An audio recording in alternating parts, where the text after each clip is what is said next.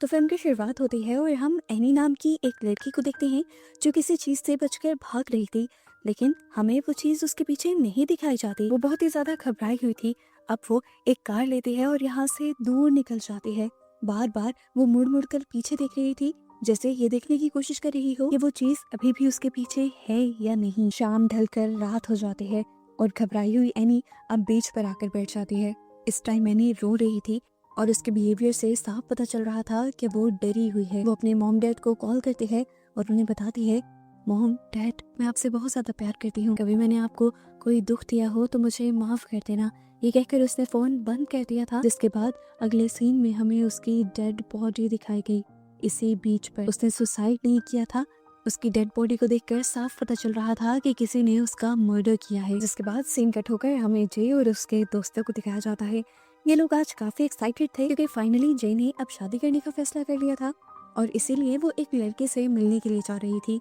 ये पहली बार था जब वो दोनों मिल रहे थे। ये एक्सपेक्ट कर रही थी कि वो लड़का उससे अच्छी अच्छी बातें करेगा, लेकिन वो लड़का काफी अजीब था। वो बार बार जे से यही सवाल करता रहता है, क्या पीछे तुम्हें कोई लड़की खड़ी हुई दिखाई दे रही है जो मुझे घूर रही हो।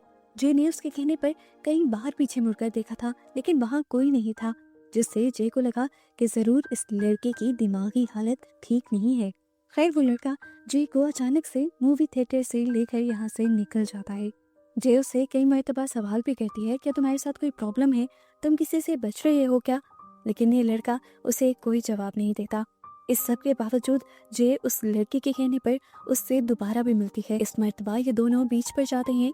वो लड़का जे से काफी बातें करता है और उसके बाद जे को बहला फुसला कर कार में उसके करीब भी आ जाता है। और फिर सीन यहीं से कट होकर हमें अगले सीन में जे को किडनैप हुआ दिखाया जाता है। एक सुनसान बिल्डिंग में उसे बांध कर रखा गया था। उसे जब होश आया तो ये देखकर वो परेशान हो गई कि उसे किडनैप करने वाला कोई और नहीं बल्कि वही लड़का था। जे बहुत ज्यादा परेशान हो जाती है और उसे पूछती है, तुम ऐसा क्यों कर रहे हो, क्या तुम मुझे मारना चाहते हो, तुम्हें जितने भी पैसे चाहिए मैं तुम्हें दूंगी, मुझसे ले लेना, लेकिन प्लीज इस टाइम के लिए मुझे छोड़ दो। पर वो लड़का कहता है, मुझे पैसों की जरूरत नहीं है, मैंने तुम्हें किडनैप किया तुम्हें वार्न करने के लिए। अगर मैं तुम्हें सारी सिचुएशन सारी बातें उसे टाइम बता देता तो तुम मेरी बात पर यकीन ना करती। जे पूछती है, ऐसी भी क्या बात है जिसे बताने के लिए तुम्हें मुझे किडनैप करना पड़ा। तो वो लड़का बताता है कि कई दिनों से मुझे एक एंटिटी नजर आ रही है, लगभग तब से जब से मैं एक अनजान लड़की के करीब आया था। ये एंटिटी हर वक्त मेरा पीछा करती रहती है, मुझे डराती है, मुझे मारने की कोशिश करती है। फिर मुझे पता चला असल में ये एंटिटी एक कर्ज था, एक श्राप जो मुझे उस लड़की के करीब आने पर मिला, और अब मैंने वही श्राप तुम्हारे ऊपर डाल दिया है, तुम्हारे करीब आकर। अब ये एंटिटी मेरे बजाय तुम्हें दिखा करेगी, तुम्हें मारने की कोशिश करेगी, और अगर वो तुम्हें मारने में कामयाब हो गई तो वो दोबारा मेरे पीछे पड़ जाएगी। ध्यान रखना, कोशिश करना कि तुम मर ना पाओ, और हाँ, ऐसी किसी जगह पर मत जाना जहाँ के दो एग्जिट हो, जहाँ से निकलने के दो रास्ते हों। वहाँ पर वो एंटिटी बहुत जल्दी आ जाते हैं और अपने वार में अक्सर कामयाब भी हो जाती है। और अगर तुम उस एंटिटी से तंग आ जाओ और उससे पीछा छुड़वाना चाहो तो मेरी तरह ही तुम ये श्राप किसी दूसरे पर डाल सकते हो। पहले तो जे को उसकी बातें अजीब मजाक लग रही थी, लेकिन फिर सच में जे को इसी बिल्डिंग पर वो एंटिटी नजर आने लगी थी, इसे भयानक इंसान के रूप में। वो अब बहुत ज्यादा डर जाती है और अब वो लड़का उसे उसके घर के बाहर फेंकाता है। उसके काफी टाइम घर ना आने की वजह से पहले ही उसके दोस्तों ने पुलिस में कंप्लेन कर दी थी, और अब जिस हाल में वो आई थी ये लोग बहुत ज्यादा परेशान हो गए थे। पुलिस अब उससे इन्वेस्टिगेशन करती है और जे उन्हें बताती है उस लड़के के बारे में जिसने उसे किडनैप किया था। पुलिस अपनी इन्वेस्टिगेशन शुरू करती है, लेकिन जे के बताए नाम वाला कोई लड़का उन्हें नहीं मिला। फिर ये लोग सीसीटीवी फुटेजेस के जरिए किसी तरह उस लड़के की शक्ल देख लेते हैं और फिर इन्हें पता चलता है कि उस लड़के का वो नाम था ही नहीं जो जे पुलिस को बता रही थी। असल में वो एक प्लान के साथ अपना नाम बदलकर जे से मिला था, और ऐसा शायद उसने इसलिए किया था ताकि जे दोबारा उससे कभी कांटेक्ट ना कर पाए। खैर इस वाकये को काफी दिन गुजर जाते हैं। इस दौरान जे अपने दोस्तों के साथ रहती है तो उसे वो एंटिटी नहीं नजर आती। जे अपनी रूटीन की लाइफ दोबारा स्टार्ट कर देती है, और जब वो कॉलेज में होती है और सबका ध्यान अपने लेक्चर पर होता है तभी उसे कॉलेज की विंडो के बाहर से एक बूढ़ी औरत तेजी से अपने करीब आती दिखाई देती है। वो बहुत ज़्यादा डर गई थी। वो समझ गई कि ये वही एंटिटी है जो उस कर्स की वजह से उसे नजर आ रही है। वो बहुत ज़्यादा डर चुकी थी, पैनिक हो गई थी। फौरन वो अपने फ्रेंड्स के पास आकर उन्हें ये सारी बात बताती है। अब जे की दोस्त को तो कहीं ना कहीं उस पर भरोसा हो रहा था, लेकिन पॉल को नहीं। पर क्योंकि जे बहुत ज्यादा डरी हुई थी, इसीलिए ये लोग कोई रिस्क भी नहीं ले सकते थे। पॉल फैसला करता है कि वो आज रात जे के घर पर ही रुक जाएगा। काफी टाइम तक तो सब कुछ ठीक रहता है, और अचानक रात में उनके घर में अजीब खड़ की आवाजें सुनाई देती हैं, जैसे उनके घर पर कोई हो।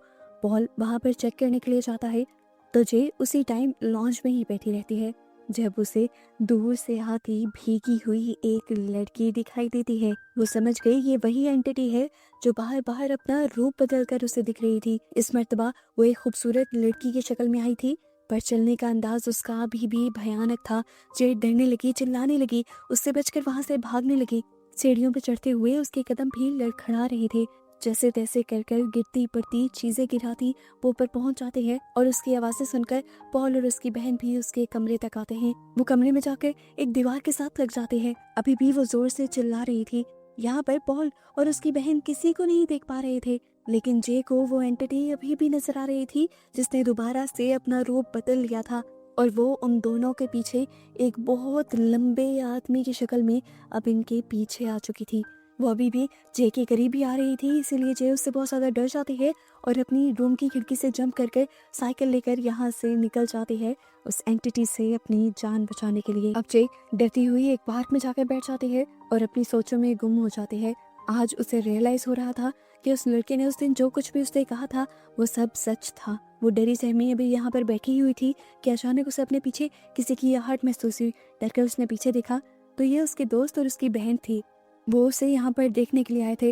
जो जल्दी से उनके करीब चली जाती है और उन्हें सारी बात बताने की कोशिश करती है। पहले पॉल को और उसके दोस्तों को उसकी जिन बातों पर यकीन नहीं आ रहा था, अब उसकी हालत देखकर वो उस पर यकीन करने पर मजबूर हो गए थे।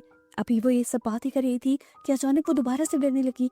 एकदम से वो स्टैचू बन गई, क्योंकि सामने से अब उसे कोई और आता दिखाई दे रहा था। उसे लगा कि ये अब एक लड़के की शक्ल में वही एंटिटी है, लेकिन अब वो लड़का सबको नजर आ रहा था। इसका मतलब ये वो एंटिटी नहीं थी, असल में ये जे का नेबर था। वो जे का क्लास फेलो भी था, और क्लास में और घर में वो काफी टाइम से जे को इसी तरह पैनिक और डरा सहमा नोटिस कर रहा था।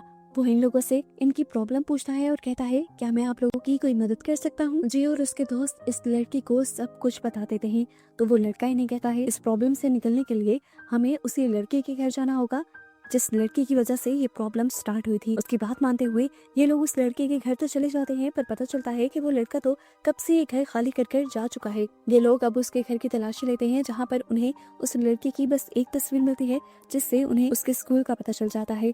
अब ये लोग उसके स्कूल जाते हैं और उस लड़की की इंफॉर्मेशन निकाल लेते हैं और फिर उस तक पहुंच भी जाते हैं।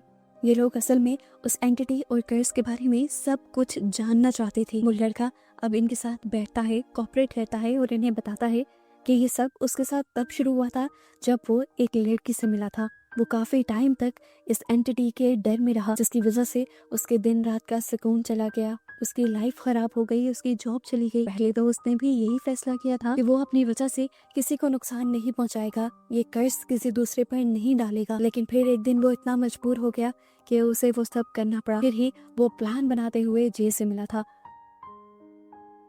अब वो इन लोगों को बताता है कि अगर जे भी इस सारी चीज से छुटकारा पाना चाहते हैं तो उसे भी किसी के करीब जाना होगा। अब इन्हें कुछ समझ नहीं आता कि इन्हें क्या करना चाहिए। ये लोग अब चुपचाप अपने घर वापस आ जाते हैं। जे का मूड ठीक करने के लिए ये लोग उसे एक बीच पर ले आते हैं और साथ में यहाँ बैठकर ये फैसला करते हैं कि वो पुलिस या किसी शेमन को इन्वॉल्व करके इस सब का सोल्यूशन ढूंढेंगे। वो सब लोग अभी बात ही कर रहे थे कि अचानक वहाँ पर जे को दोबारा से वो एंटिटी नजर आने लगती है जो इस वक्त एक खूबसूरत लड़की की शक्ल में थी। इससे पहले कि जे यहाँ पर कुछ कर पाती, वो लड़की उसे बालों से पकड़ लेती है। उसके ऊपर की तरफ खिंचे हुए बाल जे के सारे दोस्त भी नोटिस कर पाते हैं। पॉल फील करता है कि अगर उस लड़की का या उस एंटिटी का हाथ इतना ऊपर है तो वो वहीं करीब ही खड़ी होगी। हालांकि वो पॉल को नजर भी नहीं आ रही थी, पर पॉल ने अंदाजे से जे को बचाने के लिए यहाँ पर एक चेयर उठाकर उस एंटिटी के ऊपर वार किया, जिससे उस एंटिटी को इतना गुस्सा आया कि उसने पॉल को उठाकर वहीं दूर पानी में फेंक दिया। ये सब लोग अब घबरा चुके थे। पॉल को फेंकने की वजह से उसने कुछ देर के लिए जे को भी छोड़ दिया था। अब ये सब अपने आप को बचाने के लिए यहाँ से भागते हुए एक रूम के अंदर चले जाते हैं और अपने आप को लॉक कर लेते हैं। लेकिन कोई इस रूम का दरवाजा तोड़ने लगता है। नीचे देखने को मिला ये उनका नेबर था जो इन्हें कह रहा था बाहर तो कोई भी नहीं।